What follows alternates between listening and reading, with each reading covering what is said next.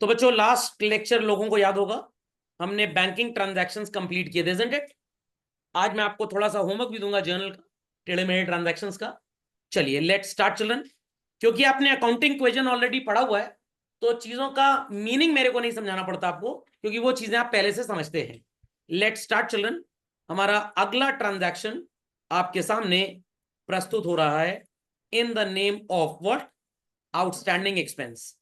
Rent या salary 35,000 रुपए हमने अग्री किया अपने लैंडलॉर्ड या एम्प्लॉय के साथ कि तुम्हें भाई साल भर का इतना पैसा देंगे।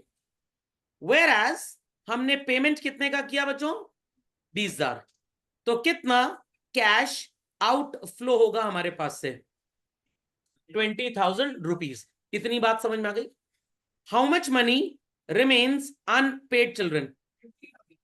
इस 15,000 रुपी को अभी भी पे करना है, इट्स ड्यू। और ये जो इंसान है आपका एम्प्लॉय या लैंडलॉर्ड, आपने इसको पैसे दिए नहीं है, अभी देने बाकी हैं। तो जब तक बच्चों ये पैसे दे नहीं देते, ये आत्मा की तरह मंडराता रहेगा हमारे आगे पीछे। आप इन लोगों को बोलते हैं क्रेडिटर फॉर सर्विसेज। क्या बोलते हैं? Creditor for services. बट इनको एग्जैक्टली वो वाला क्रेडिटर नहीं बोला जाता, क्योंकि क्रेडिटर शब्द का डिफॉल्ट मीनिंग होता है one from whom we have bought goods on credit और टेकन सर्विसेज।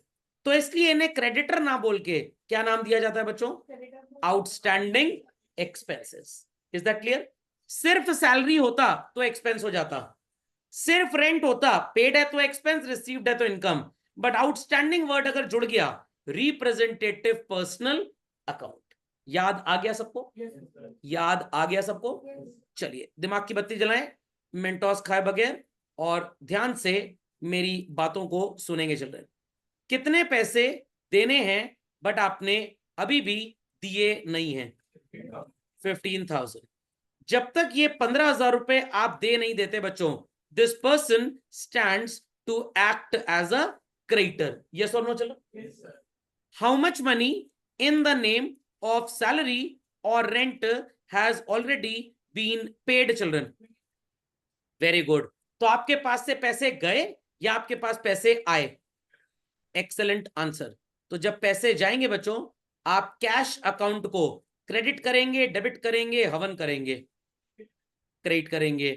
और आप क्या पे कर रहे हैं चिल्ड्रन? सैलरी या रेंट? चलिए, तो आप अकॉर्डिंगली डेबिट किसे करेंगे चिल्ड्रन? सैलरी या रेंट को। कितना पे कर रहे हैं आप? 20,000 रुपी। यहां तक कोई प्रॉब्लम किसी को? कितना पे करना था total? 35। How much is pending? ये बात समझ में आ गई? अनुष्का जी, मुस्कान जी, शिशु जी, सिमरन जी, स्नेहा जी, समझ गई? सर एक बार फिर से समझा। 15,000 रुपए आपको पे करना है, 35 टोटल देना था, तो 15 आपका आउटस्टैंडिंग हो गया। कितने पैसे आपने दे दिए बच्चों? 20। मनी गोज आउट और कम्स इन? Goes out. तो कैश को क्या करेंगे भाई? क्रेडिट कर देंगे। सैलरी और rent is an expense, nominal account का रूल क्या बोलता है भाई?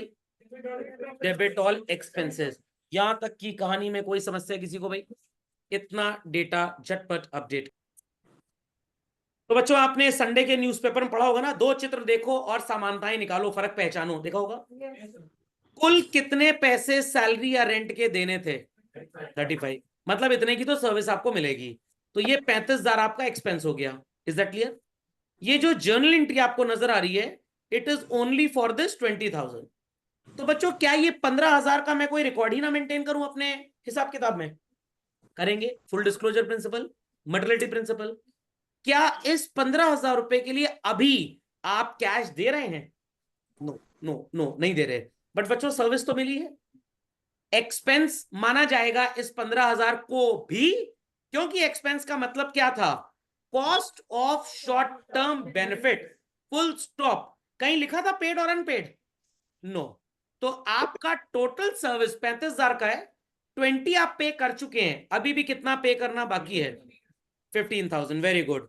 तो बच्चों सैलरी या रेंट स्वाद अनुसार जो भी आप लिखना चाहें, इस 20,000 के लिए तो लिख चुके हैं। 15 भी सर्विस है, भी एक्सपेंस है, शुड बी और should not be recorded? Should be. क्या आपने पेमेंट किया? तो कैश लिखना तो एकदम गलत हो जाएगा। क्या चेक लिख सकते हैं बैंक? No sir. एम्प्लॉय का नाम था रामू या लैंडलॉर्ड का नाम था मुन्ना? ये मुन्ना और रामू लिख के आओगे ना तो चपरासी वाला नंबर मिलेगा। तो मुन्ना और रामू जैसे ढेर सारे लोग हो सकते हैं, हमारे पास इतने पैसे ही नहीं है, तो हम सो कॉल्ड रिकॉर्ड मेंटेन करेंगे what children? Outstanding rent Outstanding और expense. सैलरी। क्यों सर आपने इसको क्रेडिट में लिखा? ज्ञान दे रहा हूं, बिल्कुल परेशान मत होइए बच्चों, बिल्कुल परेशान मत होइए। डेबिट आपने कौन सा अकाउंट किया है? Rule is debit all expenses. खोपड़े में बात गई, खोपड़े में बात गई, नहीं समझ में आया बच्चों? समझ में आ गया? क्या आपने अपने सो कॉल्ड लैंडलॉर्ड को अभी तक पेमेंट किया?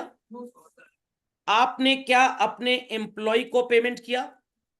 Not at all. तो they are the sacrificing party और benefiting party? sacrifice in accountancy is addressed as what children? Great. तो लॉजिक क्रेडिट का समझ में आ गया बच्चों?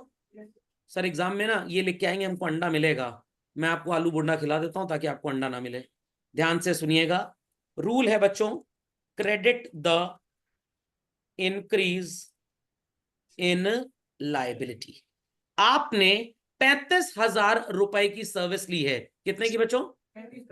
बट इस एंट्री में सिर्फ और सिर्फ कितना रिकॉर्ड करके बैठे हैं? 20,000। आज एक चीज का ज्ञान और दूंगा आपको, कितना अभी भी पे करना बाकी है? 20 रिकॉर्डेड है, 15 रिकॉर्डेड है, टोटल कितने का रिकॉर्ड हो गया? रूल क्या है नॉमिनल अकाउंट का children? All.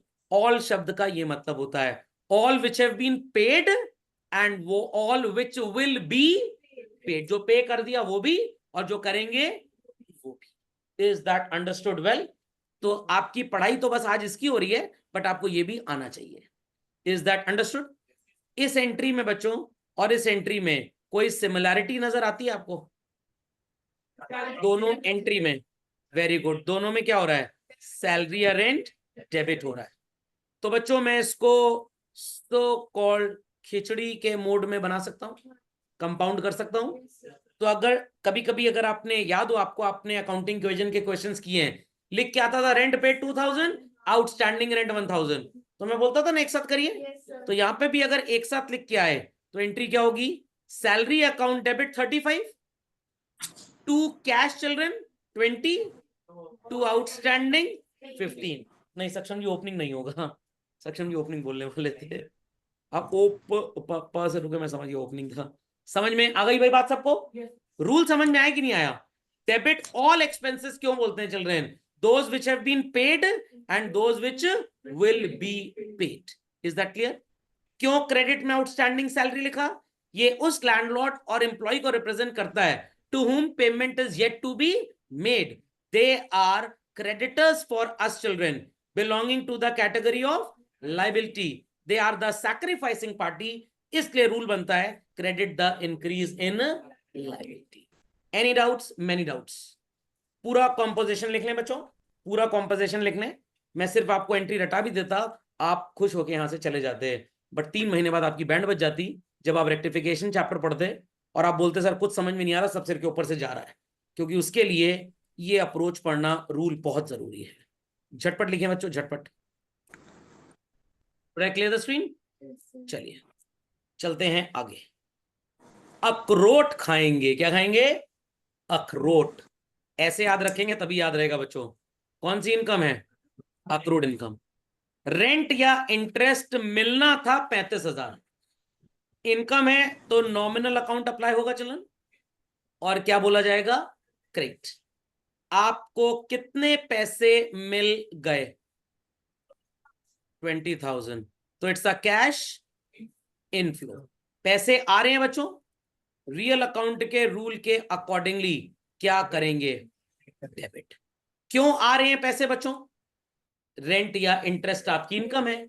Category of income received हो या ड्यू हो तो भैया नॉमिनल अकाउंट में क्रेडिट ही रहेगा। तो आप क्या लिखेंगे? टू रेंट या इंटरेस्ट जो भी है विद ₹20,000। यहां तक अपडेट कर लीजिए, ये पुरानी कहानी थी, इसमें कुछ नया नहीं है। कोई कंफ्यूजन यहां तक? चलिए, 35 मिलना है बच्चों, 20 ही मिला है। How much is yet to be received? 15,000 rupee. It is yet to be received और yet to be paid? Yet to be received. Very good, very good, very good. Yet to be received, आपको पैसे मिलने हैं। तो बच्चों जब मिलने हैं, जिस इंसान से मिलने हैं, that person is indebted to us, and those which are indebted to us are called as what? Debtors. And debtors belong to the category of asset. तो बच्चों डेटर्स बढ़ रहे हैं या घट रहे हैं? बढ़ रहे हैं। रूल आपने पढ़ा था शायद, मॉडर्न रूल। क्या पढ़ा था एसेट बढ़ने पे? Debit the increase in asset. And children, with the very same rule हमने अक्रूड इंटरेस्ट को क्या कर दिया? डेबिट कर दिया। खोपड़े में बात गई। थोड़ा देसी भाषा में समझा देता हूं आपको। Person from whom we are suppose to get this, अभी मिला नहीं है, तो ये पैसा उन्हीं के पास पड़ा है। तो ये पैसा बच्चों बेनिफिट किसको दे रहा है? उनको। समझ में आ गया? किनको? उनको, जिनके पास पड़ा है। किनके पास पड़ा है? जिनको बेनिफिट दे रहा है। किनको बेनिफिट दे रहा है? जिनके पास पड़ा है। तो benefit in accountancy is also called as what? तो आपने अक्रूड रेंट के नाम पे उस इंसान को रिप्रेजेंट किया है, उस इंसान को रिप्रेजेंट किया है। रिप्रेजेंटेटिव पर्सनल अकाउंट याद आ गया? तो रूल होगा debit the increase in asset. खोपड़े में बात गई। अब आप मेरे को बताइए बच्चों, अगर मॉडर्न रूल ना पढ़ा होता, क्या ट्रेडिशनल से एंट्री हो सकती है? नो। इसीलिए दोनों रूल्स पढ़ाए जाते हैं। तो कहीं पे होम्योपैथिक काम कर जाती है, कहीं पे एलोपैथिक, प्रोवाइडेड कर्म ठीक हो। प्रोवाइडेड कर्म ठीक हो। चलें आगे बच्चों। इनकम का रूल क्या पढ़ा था बच्चों हम लोग ने? Credit all. जो मिल गया 20,000 वो भी, और जो मिलने वाला है वो भी। तो ऑल शब्द का सिग्निफिकेंस समझ में आ गया कि नहीं आ गया? तो कभी कभी आपसे बहुत हाई प्रोफाइल लेवल पे, कभी आप किसी इंटरव्यू पे अपियर कर रहे हो, तो आपसे पूछ लिया जाएगा कि भैया ये क्रेडिट ऑल क्यों लिखते हैं? हम ये तो नहीं बोलते debit all the receiver, credit all the giver. Debit all what comes in, credit all what goes out. इसी में क्यों बोलते हैं डेबिट ऑल? इसलिए बोलते हैं क्योंकि जो पैसे मिल गए वो तो मिल ही गए, जो मिलने हैं दोनों को क्रेडिट करना है आपने। ये कहीं ना कहीं हमारे गोइंग कंसर्न को सपोर्ट करता है कि अगर इनकम मिल गई वो भी रिकॉर्ड होगी, और फ्यूचर में मिलेगी तो भी रिकॉर्ड होगी। अब पता आपके दिमाग में क्या आ रहा होगा? सर वो कंजर्वेटिज्म तो कहता था डू नॉट रिकॉर्ड एंटिसिपेटेड। भैया ये एंटिसिपेटेड नहीं है।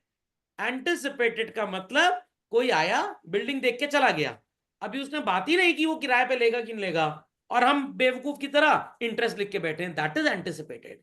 ये तो भाई कॉन्ट्रैक्ट है, इतनी इनकम मिलनी थी, मिली शॉर्ट है, ये लापरवाही है, ये एंटिसिपेटेड नहीं।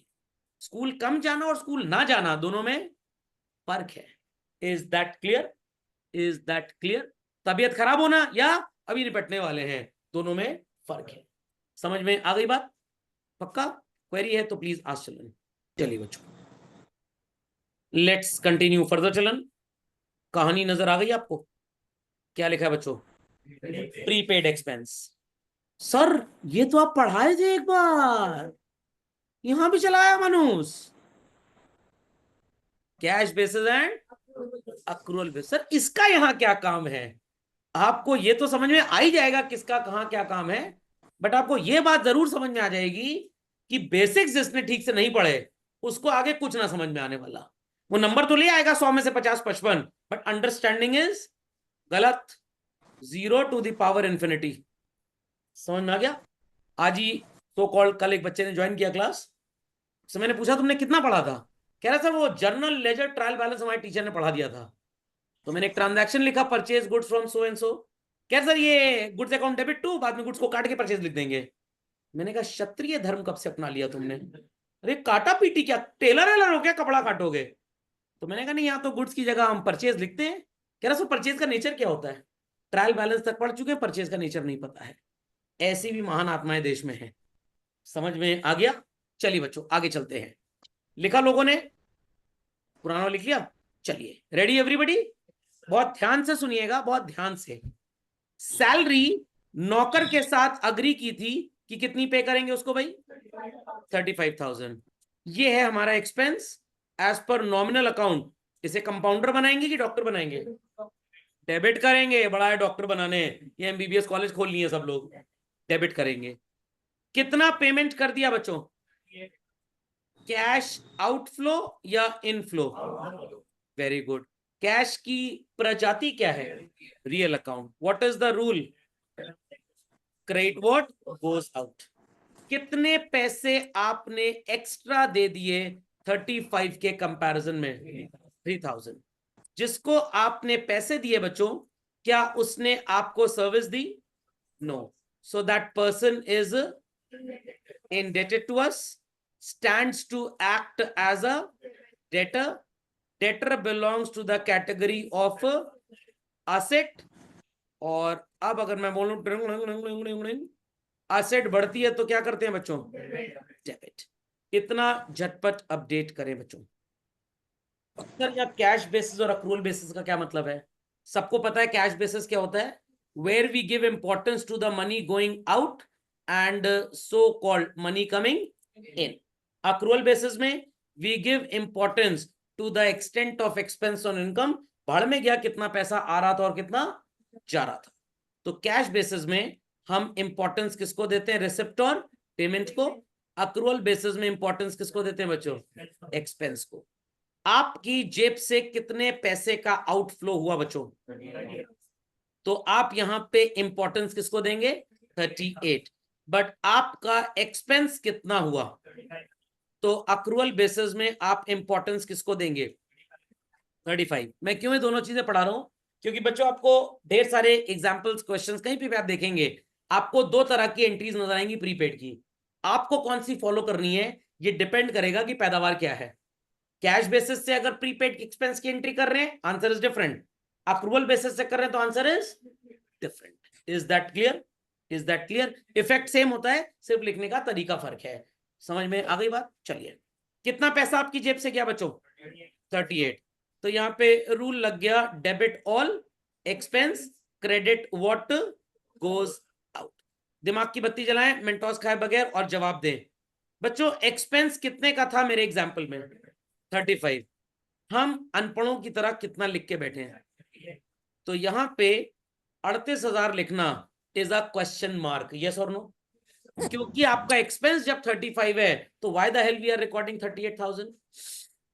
हाँ सर, गलती की सुगंध आ रही है, बगावत की महक आ रही है, यस और नो? समझ में आ गया? बॉक्सर भाई गुड मॉर्निंग। चलते हैं आगे। इधर आप किसको हवा दे रहे हैं? एक्सपेंस को। कितना एक्सपेंस है एग्जाम्पल में? लिख के कितना बैठे हैं? अरे सर ये तो एकदम परफेक्ट है, एकदम परफेक्ट। तो लेफ्ट वाले कॉलम में कैश एकदम सही है, प्रश्न चिन्ह किसके ऊपर लगा है? 38,000 सैलरी के ऊपर। यहां पे आप इंपॉर्टेंस एक्सपेंस को दे रहे हैं तो आपका एक्सपेंस एकदम सही है बच्चों, but what is the amount of payment? 38। और हमने क्या बेवकूफी कर दी? Logic understood well? तो गलती कहां पे नजर आ रही है? कैश में। तो यहां पे गलती कहां पे बच्चों? सैलरी। और यहां पे गलती कहां पे? कैश। तो लेफ्ट कॉलम में मरम्मत किसकी करनी चाहिए? सैलरी की। राइट कॉलम में मरम्मत किसकी करनी चाहिए? कैश। वैसे गलत नहीं है, बट इनके हिसाब से आधा सही और आधा गलत। यहां तक कहानी समझ में आ गई? पक्का? कोई क्वेरी तो नहीं है भाई? शशि जी, स्नेहा जी, सिमरन जी, मुस्कान जी, अनुष्का जी, कोई query? No sir. Hot seat any query? जिनकी आत्माएं भटक रही है एनी क्वेरी? वो तो हमको सुना ही नहीं पड़ सकता। चला जाए आगे बच्चों, चला जाए आगे। Yes sir. So actual expense है 35,000 का, correct? Therefore access payment should be adjusted, yes और नो चलन? किस साइड पे गड़बड़ी है बच्चों? सैलरी। तो अगर मैं कुछ ऐसी कारस्तानी करूं जिससे ये जो सैलरी का सो कॉल्ड 38 डेबिट में पड़ा है चिल्ड्रन, ये क्रेडिट में 3,000 हो जाए, सारी समस्या की जड़ ही यही था। सही हो गया बच्चों? सही हो गया। और ऊपर मैंने आपको बताया था कि आपने 3,000 जो ज्यादा दिया है अपने एम्प्लॉय को, फॉर एग्जाम्पल, क्या एम्प्लॉय ने सर्विस दी? No, he is indebted. Indebted है तो किस प्रजाति में गया? असेट की लायबिलिटी। असेट इंक्रीज करता है तो मॉडर्न रूल क्या बोलता है बच्चों? डेबिट। बट आप इसको इसके नाम से नहीं लिखेंगे, आप इसको लिखेंगे इन the name of what, prepaid salary. तो यहां पे बच्चों एंट्री क्या बनेगी फॉर प्रीपेड सैलरी? आपका जवाब होगा सर एंट्री बनेगी prepaid salary account debit to salary account. I repeat children, prepaid salary account debit to salary account. क्यों ये एंट्री हमने बनाई? बहुत सिंपल है बच्चों, बहुत सिंपल है। आपने सैलरी को कितने रुपए से सो कॉल्ड किसी जमाने में डेबिट किया था बच्चों? 38। बट आपका एक्सपेंस सिर्फ और सिर्फ कितना था? 35। तो यू हैव डेबिटेड एक्स्ट्रा और you have debited short. How much extra? तो इस डेबिट की मरम्मत करने के लिए क्या करेंगे? क्रेडिट कर देंगे। जिस इंसान को आपने ज्यादा पैसे दिए, that person is indebted to us, belongs to the category of asset. Asset बढ़ता है तो क्या करते हैं बच्चों? डेबिट। ढेर सारे लोग ऐसे हो सकते हैं, 50 इंप्लॉइज को आपने एडवांस सैलरी दी हो सकती है, क्या 50 जर्नल एंट्री में नाम लिखेंगे? 50 लेजर भी बनाने पड़ेंगे। तो कॉस्ट बेनिफिट प्रिंसिपल याद रखिए, उतना ही पैसा खर्च करें अकाउंटिंग करने में जितने में आपका काम बन जाए, बेनिफिट हो जाए। ऐसा ना हो कि सिस्टम इतना कॉस्टली हो गया कि सिस्टम को फॉलो करने के चक्कर में हम सो कॉल्ड गड़बड़ी करते हैं। खोपड़े में बात गई या नहीं गई? समझ में आ गया? Yes, sir. तो अगर आपको जर्नल के क्वेश्चन में प्रीपेड एक्सपेंस का जिक्र किया जाए तो आप इस एंट्री को कर सकते हैं। टीचर समझ जाएगा कि आपने कौन सा लड्डू खाया है? कैश का लड्डू खाया है। समझे कि नहीं समझे? अभी भी नहीं समझे? समझ में आ गया? Clearly understood? इसकी कंपाउंड एंट्री नहीं कर सकते क्योंकि ये जो सैलरी आपने पे की ज्यादा, ये तो आज की, ईयर के एंड में खोपड़ी खुली, अरे हम तो 3000 ज्यादा लिख बैठे थे, तो आप ईयर के एंड में इसको एडजस्ट करेंगे। Is that clear? Same day क्या कोई इंसान बच्चों जानबूझ के सैलरी देगा? नो। और ये प्रीपेड का कॉन्सेप्ट आता कहां से है? आपके पापा का भी बिजनेस है, मेरा भी मान लीजिए बिजनेस है, क्या हमें टॉमी और मोती तो काटा नहीं है जो हम जानबूझ के एक्स्ट्रा पैसा दे देंगे? ये प्रीपेड की सारी कहानी सिर्फ स्टार्ट होती है शरीर और आत्मा का जब मिलन नहीं हो पाता। सर कह रहे सर ये सब क्या चल रहा है, शरीर आत्मा का मिलन? आपका अकाउंटिंग ईयर अप्रैल से मार्च चलता है बच्चों। 1 जुलाई को आपने कार खरीदी क्योंकि 30 जून को आपने केबीसी में प्राइज जीता था। 1 जुलाई को आपने कार का इंश्योरेंस करा लिया। इंश्योरेंस कंपनी कितने महीने का इंश्योरेंस करेगी? 12 महीने। Is that clear? कितने महीने का? 12 महीने का। आपका इंश्योरेंस चलेगा, ध्यान दीजिएगा, 1 जुलाई से 30 जून तक, और ईयर चलेगा 1 अप्रैल से 31 मार्च तक। तो ईयर मार्च में ही खत्म हो गया, बट इंश्योरेंस की वैलिडिटी अभी है और है। तो ना चाहते हुए भी टाइमिंग डिफरेंस की वजह से 3 महीने का ये प्रीपेड हो जाता है। आपने बोला अपने नौकर को हर महीने की 1 तारीख को तनख्वाह देंगे, उससे पहले मुंह ना फाड़ना। समझ में आ गया? समझ में आ गया? 31 मार्च 31 मार्च ईयर एंड हो गया बच्चों, कल से नया साल स्टार्ट हो जाएगा। 31 मार्च ईयर एंड है, कल से नया साल स्टार्ट होगा। 1 तारीख को सैलरी जो आप देंगे अप्रैल में, किस महीने की देंगे? मार्च की। तो 31 मार्च को वो आपका 1 दिन का क्रेडिटर है कि नहीं है? 31 मार्च को बैलेंस शीट में लायबिलिटी साइड में उसको बाहर खड़ा कर देंगे आप? नहीं सर, आउटस्टैंडिंग एक्सपेंस के नाम पे शो करेंगे। 1 अप्रैल को आप उसको पेमेंट कर देंगे, तो उसके बाद जब बैलेंस शीट बनाएंगे तो नजर नहीं आएगा। तो रियलिटी में हम किसी का पैसा रोकते रोकते नहीं है, बट टाइमिंग डिफरेंस की वजह से इट हैपेंस सो। नहीं समझे? मेरा मार्च का इलेक्ट्रिक बिल आया ही मनुष्य 4 अप्रैल को, तो क्या मैं पहले से पे कर दूं? नो। तो जब मैं 31 मार्च को बैलेंस शीट अपनी बनाऊंगा तो मेरा आउटस्टैंडिंग लायबिलिटी होगा ना। आप समझ में आए क्यों अकाउंटिंग की वजह ने बैलेंस शीट पढ़ाई थी? ताकि ये सब चीजें आप समझ पाए। इज दैट अंडरस्टूड और नॉट चिल्ड्रन? खोपड़े में बात गई? सैलरी दी होगी तो हम लोग को पता होगा कि वो नोट को नहीं, हम एडवांस देंगे ही क्यों प्रैक्टिकली। और अगर हमने एडवांस में सैलरी दी होगी, गॉट इट क्लियर? अभी उस पर भी आ रहे हैं, वो आंसर आपका आ जाएगा जब मैं इसको कंप्लीट करूंगा। तो भाई यहां तक कोई क्वेरी किसी की? हाँ, ये अगर प्रीपेड वाला आएगा तो डायरेक्टली एंट्री कर सकते हैं? नहीं, अभी एक और बता रहा हूं, दोनों में जो आपको अच्छा लगे। ये आम का अचार है, अभी नींबू का दिखा रहा हूं, खा लीजिए, जो अच्छा लगे स्वाद अनुसार उसको कर लीजिएगा। है दोनों सही, मार्क्स किसी पे नहीं कटते हैं। Is that clear? क्योंकि ये 2 मनुज राम लखन पैदा हो गए थे, इसलिए रामायण थोड़ी खिंच गई, नहीं तो लक्ष्मण जी अगर ज्यादा चुलबुल पांडे ना बने होते, समझ में आ गया, तो संजीवनी वाला जो एपिसोड था वो ना आया होता। खोपड़े में बात गई। तो सबसे पहला लॉजिस्टिक सर्विस हनुमान जी ने दिया था दुनिया में, उबर वगैरह तो उसके बाद आए थे। ओके, चलिए भाई, आपने गड़बड़ी कितने की कर दी? 3000। किसमें? सैलरी तो सही था। कितना कैश गया है? 38। हम कितना लिख के बैठे हैं?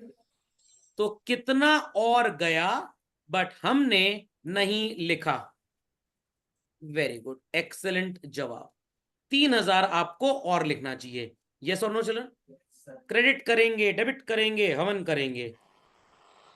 कुछ नहीं करेंगे। क्या करेंगे? करेक्ट। किसको पैसे दे रहे हैं? किसको पैसे दे रहे हैं हम? सैलरी दे रहे हैं, एक्सेस। उस इंसान को जिसके पास आपके एक्सेस पैसे गए। तो बच्चों वो रिसीवर हुआ कि गिवर हुआ? पर्सनल अकाउंट के रूल के अकॉर्डिंगली आप रिसीवर को क्या करते हैं? हेलो हेलो हेलो करते हैं। वो तो घर वाला फोन का रिसीवर होता है। तो बच्चों आपकी जर्नल एंट्री बनी prepaid salary account debit to cash. तो अगर आपको जर्नल के क्वेश्चन में प्रीपेड सैलरी 3000 रिकॉर्ड करना है, चॉइस आपकी है। अगर आप प्रीपेड सैलरी टू कैश लिख के आते हैं, टीचर समझ जाएगा आप कौन से देश के वासी हैं, अक्रूवल बेसिस। और अगर आप entry prepaid salary to salary करते हैं तो आप किस देश के वासी हैं? दोनों सही हैं, जैसा मन करे वैसा करें। अगर ये एंट्री पास की है, आई रिपीट चिल्ड्रन, अगर ये एंट्री पास की है तो रूल है debit the increase in asset, credit for adjusting the expense. कुछ भी सर, यस कुछ भी, समझ में आ गया? और अगर ये एंट्री पास करते हैं तो रूल है credit what goes out, debit the receiver. Sir यहां नहीं लिख सकते डेबिट द रिसीवर, नहीं, क्योंकि वो पहले ही एक्सेस रिसीव कर चुका है, आज उसको एडजस्ट करना है। तो यहां पे डॉक्टर साहब एंटीबायोटिक दे रहे हैं, जब दवाई रिएक्ट कर गई उसके बाद, तो it's an adjustment, it's an adjustment. इन चीजों पे अभी उतनी इंपॉर्टेंस नजर नहीं आएगी, जब आप आगे सिलेबस पढ़ेंगे, इवन 12th में जाएंगे तो मतलब ही नहीं सब चीजों से है। बट यहां पे बच्चों डॉक्टर साहब ने आपको दवाई के साथ ही एंटीबॉडी दे दी कि बाई चांस ये दवाई अगर रिएक्ट करना भी चाहे तो एंटीबायोटिक से इसकी औकात ही दबा दी हमने।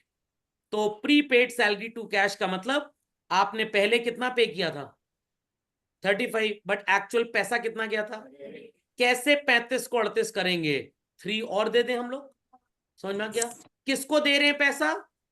रामू नौकर को, एक्स्ट्रा। रामू नौकर इज द रिसीवर, क्या करें? Hello hello hello, debit. तो यहां पे रूल बना debit the receiver, credit what goes out. But यहां पे डेबिट द रिसीवर आप रूल नहीं लिख सकते। तो पता लगा एग्जाम में एमसीक्यू में ये आ गया, समझ में आ गया। और आपसे पूछा गया prepaid salary is debited due to, 4 rule लिखे होंगे, तो सही होगा debit the increase in asset. Is that clear? आपको मान लीजिए ये वाली एंट्री दे दी गई या एंट्री नहीं भी दे दी गई, आपको लिख के आया while accounting for prepaid salary, ये असर्शन है, while accounting for prepaid salary it is debited, it is debited. Reason, because the person is indebted, because the person is indebted. ध्यान दीजिएगा मैंने बोला क्या और सर्कल क्या किया, यहां पे भी वो indebted है, यहां पे भी वो indebted है, बट यहां पे वो रिसीवर भी है। तो अगर बोला जाए because he is the receiver, तो असर्शन भी सही, रीजनिंग भी सही। Because he is indebted, assertion भी सही, रीजनिंग भी सही। एक चीज पढ़ाऊंगा तो असर्शन रीजनिंग गलत करके चलेंगे आप एग्जाम में, तो इसलिए पूरा पढ़ना जरूरी है।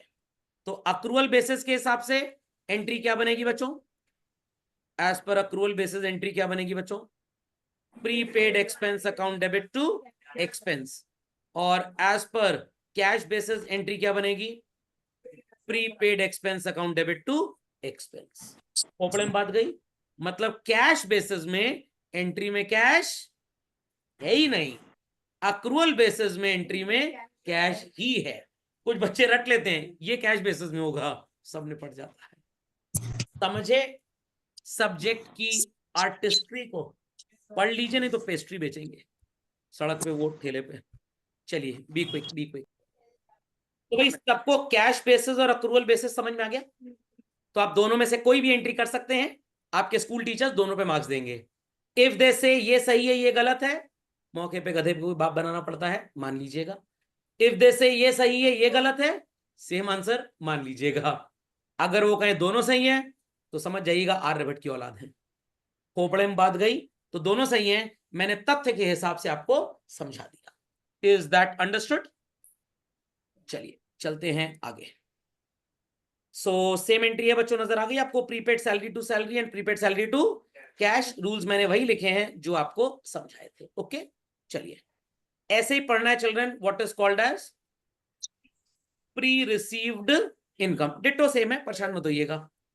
रेंट मिलने की बात हुई है 35,000 की, which is your income. Nominal account का रूल क्या बोलता है बच्चों? क्रेडिट। आपके पास कितने पैसे आ गए, दैट्स अ कैश इनफ्लो और आउटफ्लो चिल्ड्रन। Cash Inflow. आ रहा है, रियल अकाउंट का रूल क्या बोलता है भाई? डेबिट। कितने पैसे आपको ज्यादा मिल गए बच्चों? 3,000। Is that clear? तो we are indebted to somebody. अभी तक लोग इंडेटेड टू अस थे, now we are indebted to somebody.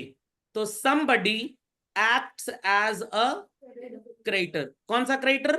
Creditor for services. तो बच्चों creditor belongs to the category of what? Liability. Is that clear? चलिए आगे की कहानी तो इसके आगे बताता हूं मैं। आपके पास पैसे कितने आए चिल्ड्रन? 38,000। तो आपने कैश को 38 से डेबिट कर दिया, रियल अकाउंट का रूल भी लगा दिया। Any mistake? नो।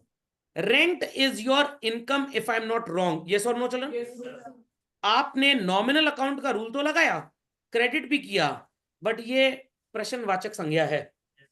होता क्या हिंदी, मेरे को पता नहीं, शब्द अच्छा लगता है इसे बोल देता हूं। 38,000 रुपये आपने क्रेडिट किया हुआ है, मिला कितना था बच्चों? तो एकदम सही है भाई, एकदम सही है। Is that clear? यहां पे आपने लिख दिया। But rent is what children?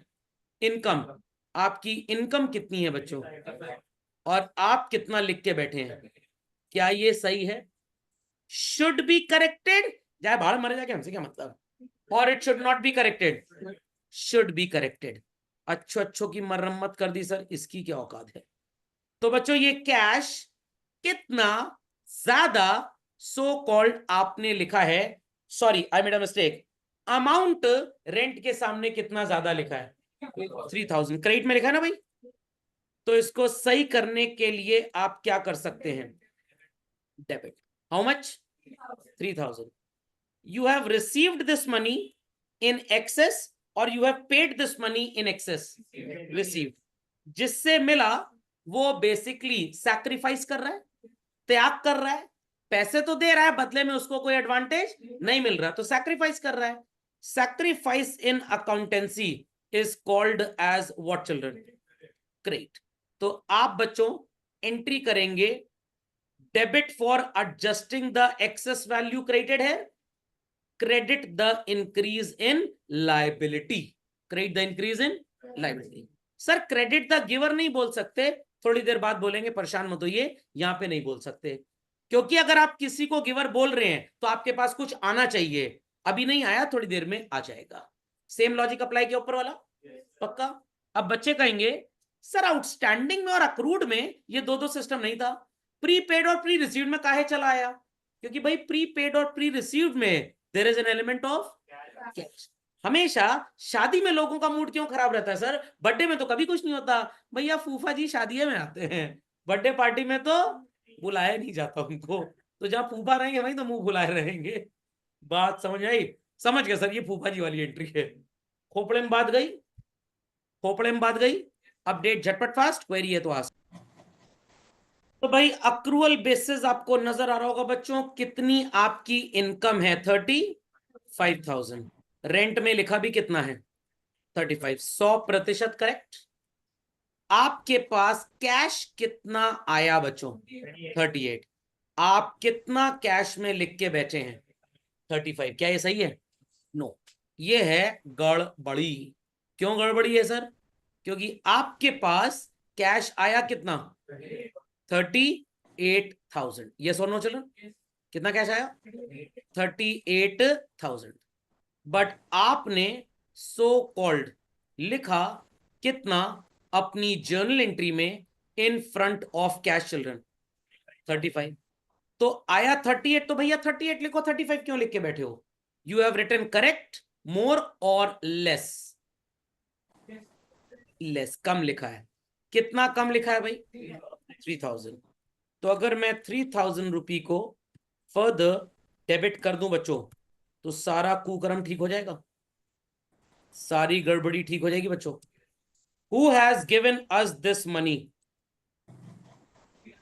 किराएदार, अंग्रेजी में टेनेंट बोलते हैं उसको, कुछ लोग अंग्रेजी में भी लिखते हैं KIR, अच्छा कियारा अडवाणी लिख देते हैं। किराएदार थोड़ा उतना अच्छा साउंड नहीं करता ना, थोड़ा सस्ता टाइप का लगता है। तो किराया अडवाणी जी ने एडवांस दे दिया, मतलब कियारा अडवाणी जी ने किराया एडवांस दे दिया। तो भाई आपके पास पैसे आ गए, debit what comes in? Credit the giver का लड्डू, क्रेडिट द गिवर। तो यहां क्रेडिट द गिवर बोल सकते हैं बच्चों, बट अगर यहां पे बोले गया का एंट्री भाग गई क्या? चलिए फिर लिख देते हैं। हाँ, क्या लिखी थी एंट्री भाई हमने? To pre received rent. नहीं नहीं, इनकम कभी प्रीपेड नहीं हो सकती भाई, income will always be pre received. Is that clear? समझ में आ गया बच्चों? Any doubts, many doubts? Clearly understood? चलिए झटपट लिख लें इसको fast. Let's proceed up further children. Discount तो मैंने आपको करा ही दिया था बच्चों, बट कुछ 2-3 चीजें इंपॉर्टेंट है, सोचा कि वो बता दूं बच्चों। चलिए, कैसे आप आइडेंटिफाई करेंगे कि ट्रांजैक्शन में डिस्काउंट है? सबसे बड़ी बात, ट्रेड डिस्काउंट तो रिकॉर्ड ही नहीं होता है, तो किस डिस्काउंट को आइडेंटिफाई करना है? या तो वर्ड कैश डिस्काउंट लिख के आएगा, या तो वर्ड सेटलमेंट लिख के आएगा, या तो वर्ड फुल सेटलमेंट, या तो बोलेगा मैं खुदा चोर हूं। डिस्काउंट अलाउड आएगा तो इट्स अ लॉस, क्या करेंगे बच्चों? डेबिट। रिसीव्ड आएगा तो इट्स अ गेन, क्या करेंगे? क्रेडिट। ट्रेड डिस्काउंट की आपको कोई अकाउंटिंग करनी नहीं है। जब भी आप डिस्काउंट अलाउ करेंगे इट्स अ लॉस, डेबिट। जब भी डिस्काउंट रिसीव करेंगे इट्स अ गेन, क्रेडिट। और याद रखिएगा, यहां पे कैश या बैंक भी हमेशा क्या होंगे बच्चों? डेबिट। और यहां पे बच्चों कैश या बैंक हमेशा क्या होंगे? क्रेडिट। ये बात आपको जब तक याद रहेगी आप कभी गलती करेंगे नहीं। ब्रह्मास्त्र वॉज गिवन टू यू, पहले सिंपल एंट्री में डिसाइड कर लो कैश किधर आएगा। रिसिप्ट है तो डेबिट, पेमेंट है तो क्रेडिट। समझ में आ गया? डिस्काउंट को भी उसी साइड लिखना है। कुछ महान आत्माएं होमवर्क सबमिट कर रही थी मेरे को, उन्होंने ट्रेड डिस्काउंट भी रिकॉर्ड कर दिया था। India got talent, got it? Update कर लीजिए इस सेक्शन को फास्ट। चलिए, तो बच्चों मैंने सिंपल केसेस आपको पढ़ा दिए थे। कैश रिसिप्ट है तो discount loss debit, cash receipt discount loss debit. समझ में आ गया? देयर आफ्टर चिल्ड्रन पेमेंट है, कैश जा रहा है तो discount income credit, again payment है, कैश जा रहा है तो discount credit. Coming up with the complex case, apologies children, a network disconnect. हाँ भाई, सबको सुनाई पड़ गया? सबको सुनाई पड़ गया? चलिए, Yes, तो sir. ये बच्चों मैं अगले लेक्चर में आपके साथ स्टार्ट करूंगा, मार्क कर लीजिए अपना होमवर्क। चलिए, 1 to 9 क्वेश्चंस थे चिल्ड्रन अकाउंट ढूंढने वाले, we have done them, we have done them. 10 से लेकर मार्क करिए टिल क्वेश्चन नंबर 20। काफी क्वेश्चंस बीच के आप कर भी चुके हैं, काफी क्वेश्चंस बीच के कर भी चुके हैं। 10 से लेकर 20 तक मार्क कर लीजिए। जो कर चुके हैं उनको छोड़ दीजिएगा, जो नहीं किया उनको कर लीजिएगा। कुछ ऐसे हैं जहां पे कंपाउंड एंट्री करनी थी बट आपने अलग अलग की है, तो उनको कॉपी पेस्ट करके सही कर लीजिएगा। ओके, चलिए जी पे आइए बच्चों। क्वेश्चन नंबर 1 मार्क कर लीजिए, लिख दिया? डीके जी क्वेश्चन नंबर 1। क्वेश्चन नंबर 2, उसके बाद बच्चों आ जाइए, मैं अभी कैश डिस्काउंट वाले आपको ज्यादा क्वेश्चन नहीं दे रहा हूं। क्वेश्चन नंबर 11 में आ जाइए, first second then 11th mark किया बच्चों। Then 13th 14th, 13th 14th, उसके बाद मार्क करिए बच्चों 16th, then 17th, 18th 19th, 20th 21st, thereafter mark करिए 24th, 24 children, after 24th mark करेंगे आप। 30th के बाद मार्क करेंगे 32nd, 32nd के बाद मार्क करेंगे